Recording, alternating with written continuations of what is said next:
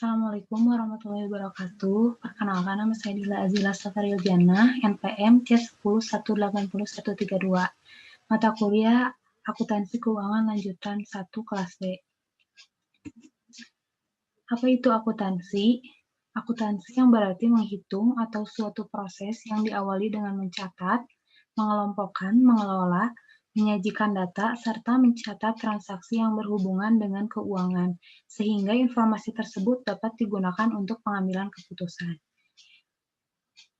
Fungsi dari akuntansi yaitu dengan adanya akuntansi dapat mengetahui jumlah modal yang dimiliki perusahaan dan perkembangan perusahaan pada periode tertentu, bisa menentukan kebijakan manajemen perusahaan, dan bisa menjelaskan kondisi perusahaan kepada pihak ketiga.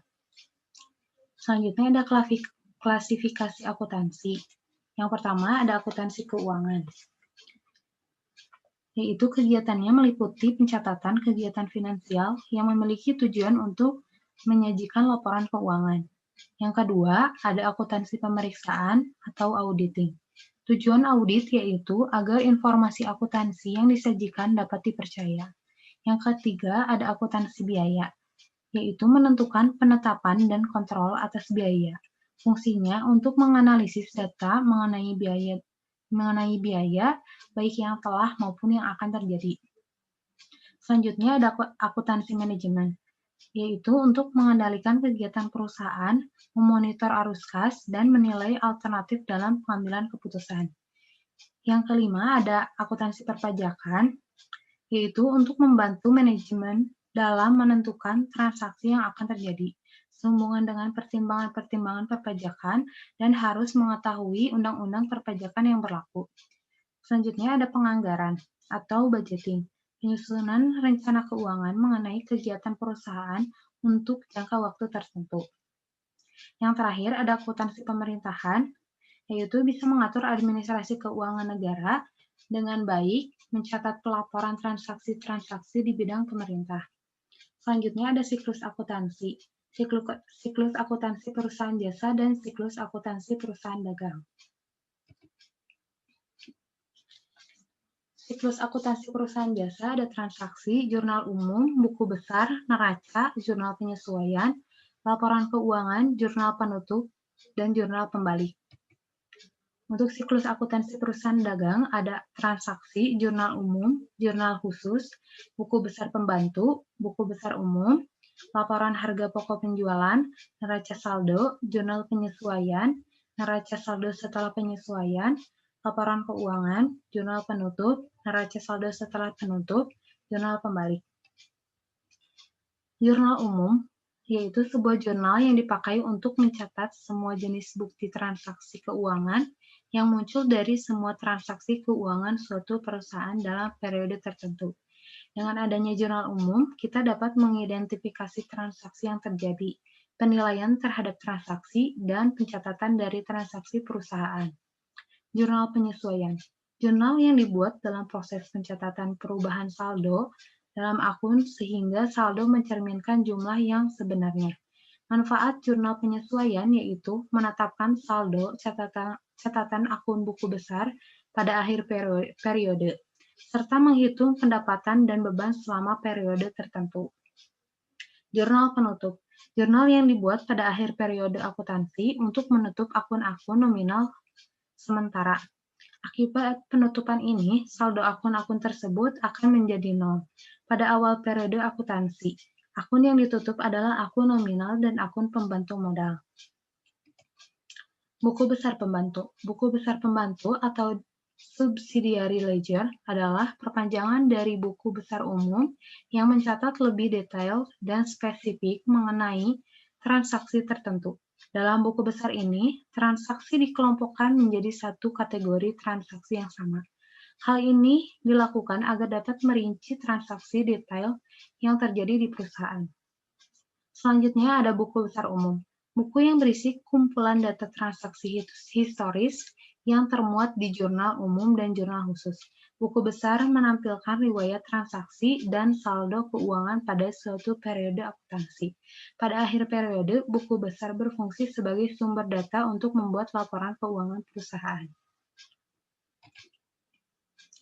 Selanjutnya ada jenis-jenis laporan keuangan. Yang pertama adalah laporan laba rugi. Laporan keuangan ini berfungsi untuk membantu mengetahui apakah bisnis berada dalam posisi laba atau rugi. Apabila pendapatan perusahaan lebih besar daripada beban atau biayanya, maka bisnis memperoleh laba. Sebaliknya, jika pendapatan cenderung lebih kecil dari beban atau biayanya, maka kemungkinan besar bisnis mengalami kerugian. Dua cara yang digunakan untuk menyusun laporan laba rugi, yaitu single step, cara langsung, dan multi-step, cara bertahap. Yang kedua adalah laporan perubahan modal. Laporan perubahan modal menggambarkan informasi jumlah modal yang dimiliki selama beberapa tahun tertentu. Laporan ini menunjukkan besarnya perubahan modal yang telah terjadi. Untuk membuat laporan perubahan modal, harus membutuhkan data tentang jumlah modal pada awal tahun, jumlah rugi atau laba bersih selama tahun tersebut, dan pengambilan dana pribadi oleh pemilik untuk tahun yang bersangkutan. Yang ketiga adalah laporan neraca. Laporan yang menunjukkan kondisi informasi atau posisi keuangan bisnis pada tanggal tertentu. Melalui laporan neraca, kita bisa melihat jumlah aktiva berupa harta atau aset, kewajiban berupa utang, dan ekuitas yang merupakan modal perusahaan. Neraca terdiri dari 3 unsur utama, yaitu aset, liabilitas, dan ekuitas. Jika ketiganya dihubungkan dengan persamaan akuntansi, maka akan terbentuk seperti berikut. Aset sama dengan liabilitas ditambah ekuitas. Kemudian yang keempat ada laporan arus kas. Laporan keuangan perusahaan yang digunakan untuk menunjukkan aliran masuk dan keluar kas perusahaan pada suatu periode akuntansi. Informasi yang didapat dari laporan arus kas bisa digunakan sebagai indikator jumlah arus kas di masa yang akan datang. Hubungan antar laporan keuangan. Laporan laba rugi, laporan perubahan modal, dan neraca mencerminkan hubungan artikulatif. Laba rugi yang tersaji di laporan laba rugi menjadi bagian di laporan perubahan ekuitas. Selanjutnya, saldo akun ekuitas yang tersaji di laporan perubahan ekuitas tercantum di neraca, khususnya di elemen ekuitas. Sedangkan laporan arus kas terkait dengan salah satu terdapat di neraca, yaitu akun kas. Selanjutnya ada penggunaan laporan keuangan. Di dalam penggunaan ini terdapat dua laporan keuangan, yaitu secara internal dan eksternal. Penggunaan laporan keuangan secara internal, yaitu ada pemilik, manajemen perusahaan, dan karyawan. Sedangkan penggunaan laporan keuangan secara eksternal, ada investor, analisis investasi, kreditor, pelanggan, pemasok, otoritas pajak dan pemerintah, dan masyarakat. Perbedaan laporan keuangan di perusahaan jasa dan perusahaan dagang. Yang pertama, perusahaan jasa memiliki laporan keuangan yang mirip dengan perusahaan dagang. Hanya saja tidak memiliki persediaan barang dagangan dalam laporan neracanya. Bentuk dari produknya merupakan layanan, sehingga tidak memiliki wujud layaknya produk dari perusahaan dagang maupun manufaktur. Yang kedua, sedangkan perusahaan dagang dalam menghitung harga pokok penjualannya hanya membutuhkan laporan stok opname dari persediaan barang dagang yang dimilikinya. Perusahaan dagang juga tidak mengenal persediaan bahan baku maupun persediaan barang dalam proses. Hal ini dikarenakan perusahaan dagang menjual produk yang siap dijual tanpa harus mengolah atau merubah produk tersebut. Selanjutnya ada perhitungan harga pokok penjualan dalam perusahaan dagang. Sebelum menghitung harga pokok penjualan, kita harus menghitung penjualan bersih, pembelian bersih, dan persediaan barang. Untuk menghitung HPP itu sendiri ada persediaan barang dikurangi persediaan akhir. Selanjutnya ada standar akuntansi, yaitu suatu metode dan format buku dalam penyajian informasi laporan keuangan suatu kegiatan usaha. Standar akuntansi dibuat, disusun, dan disahkan oleh lembaga resmi. Di sini ada jenis-jenis standar akuntansi, yaitu ada PSAK, IFRS. SAK yang telah mengadopsi IFRS dan berlaku di Indonesia. PSAK digunakan oleh perusahaan entitas yang memiliki akuntabilitas publik, baik yang sudah terdaftar di pasar modal maupun yang masih dalam proses pendaftaran pasar modal. Yang kedua ada SAK etap. SAK etap adalah standar akuntansi keuangan untuk entitas tanpa akuntabilitas publik. Standar ini dipakai oleh entitas yang tidak memiliki akuntabilitas publik yang signifikan, sehingga entitas perusahaan dimaksud menerbitkan laporan keuangan untuk tujuan umum bagi penggunaan eksternal. Yang ketiga ada PSAK syariah. PSAK syariah digunakan oleh entitas yang melakukan transaksi syariah, baik itu lembaga syariah maupun lembaga non-syariah. PSAK syariah mengatur kerangka konseptual penyusunan dan pengungkapan laporan, penyajian laporan keuangan secara syariah, standar khusus transaksi syariah seperti muharabah, musyarakah, mudharabah, salam, dan istisna. Yang keempat ada SAP. SAP Standar Akuntansi Pemerintah diterbitkan sebagai peraturan pemerintah atau PP yang diterapkan untuk entitas pemerintah dalam menyusun laporan keuangan pemerintah, pemerintah pusat LKPP, dan laporan keuangan pemerintah daerah LKPD.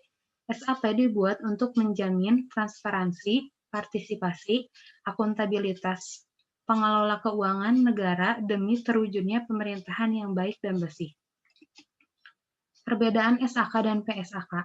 Penyajian laporan keuangan dalam PSAK umum, penyajian laporan keuangan ini diatur pada PSAK nomor 1, sedangkan SAK etap, laporan yang disajikan dengan standar PSAK bukan hanya meliputi laporan neraca, laba rugi, perubahan ekuitas, catatan atas laporan keuangan, dan catatan arus kas.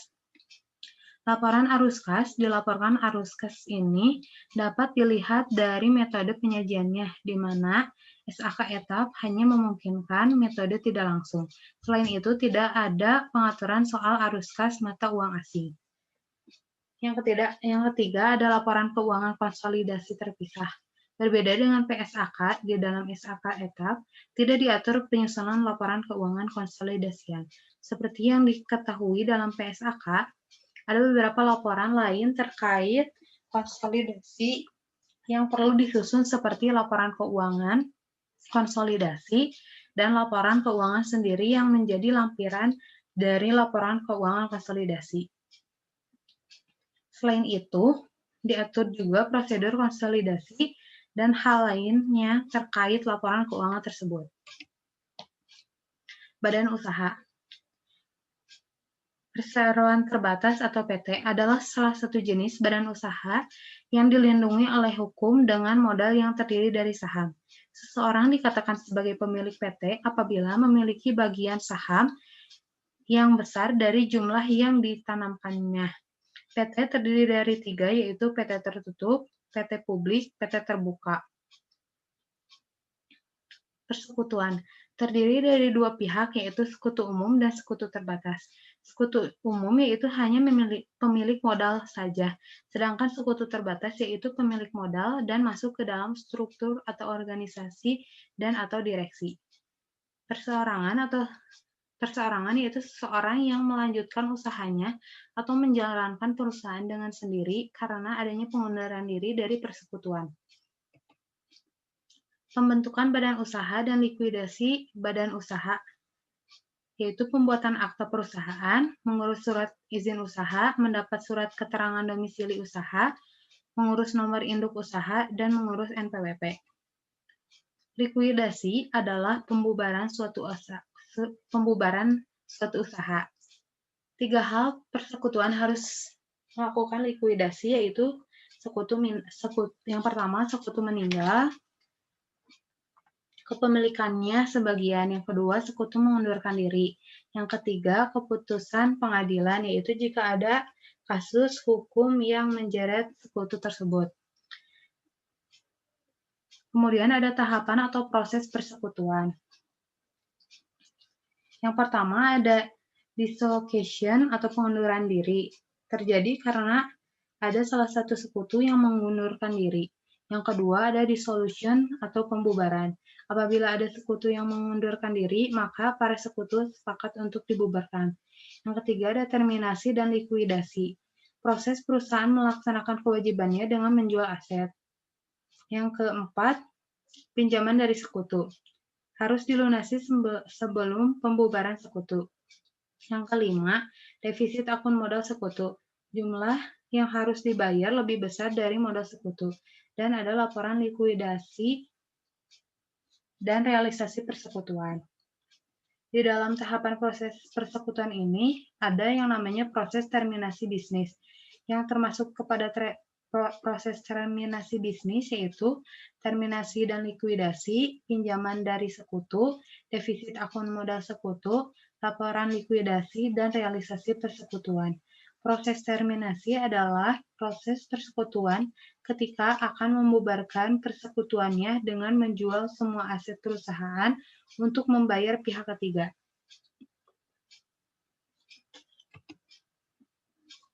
Tahapan likuidasi terbagi menjadi dua, likuidasi sekaligus dan likuidasi bertahap. Likuidasi sekaligus yaitu seluruh aset dikonversi menjadi kas dalam waktu yang sangat pendek, 30 hari secara langsung. Likuidasi bertahap yaitu suatu likuidasi yang memerlukan waktu beberapa bulan untuk menyelesaikannya. Selanjutnya ada pelaporan segmen. Di sini, di dalam pelaporan segmen, yaitu untuk mengetahui diverifikasi usaha untuk melakukan pengendalian yang dimiliki oleh perusahaan dan bagaimana mengembangkan dan mengungkapkan informasi yang diperlukan. Bagaimana manajemen mengambil keputusan untuk setiap usaha yang dimiliki oleh perusahaan masing-masing. Segmen menurut PSAK 5, yaitu ada segmen usaha dan segmen geografis. Segmen usaha yaitu klasifikasinya dibedakan dari beberapa besar atau banyak perusahaan menghasilkan produk atau jasanya.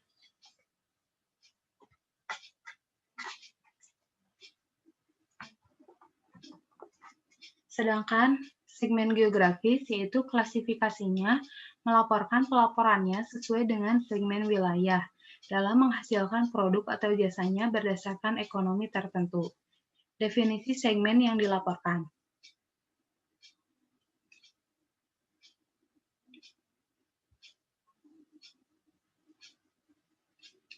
Definisi segmen yang dilaporkan. Segmen operasi dilaporkan secara terpisah, di mana segmen tersebut dibutuhkan pengungkapan tambahan yang terpisah, sehingga fungsi manajemen itu bisa mengklasifikasikan segmen operasinya untuk melakukan evaluasi posisi keuangan kinerja operasi perusahaannya. Pelaporan segmen dilakukan secara terpisah sesuai spesifikasinya masing-masing. Semua akun yang terhutang dengan segmen dilaporkan terpisah pada laporan keuangan segmen. Klasifikasi segmen. Yang pertama ada produk, contohnya makanan, minuman, fashion. Yang kedua ada proses produksi, contohnya pemotongan, penjahitan, pelabelan. Yang ketiga ada pelanggaran produk jasa, contohnya ada anak-anak, remaja, dewasa, pria, dan wanita. Yang keempat ada sistem distribusi, contohnya COD, online atau offline. Yang kelima, sifat lingkungan pengaturan, yaitu ada perbankan, hiburan, dan lain-lain. Selanjutnya ada uji segmen. Perusahaan perlu melakukan uji segmen, yaitu uji 10% dan uji 75%. Jika setiap segmen lulus dari uji tersebut, maka segmen tersebut terletak di laporan terpisah dari segmen yang lainnya. 3 uji segmen. Yang pertama 10% pendapatan yang diperoleh. Yang kedua, 10% laba rugi. Yang ketiga, 10% jumlah aset yang dimiliki. Selanjutnya ada uji pengungkapan komprehensif. 75% pendapatan secara komprehensif. Jika tidak lulus uji 10% dan 75%, di salah satu segmen, maka segmen tersebut dilaporkannya digabung dengan segmen yang lain yang tidak lolos uji juga dengan nama bagiannya seluruh segmen lainnya. Namun apabila seluruh uji dinyatakan lolos, maka bisa dilaporkan secara terpisah. Selanjutnya ada periode pelaporan keuangan,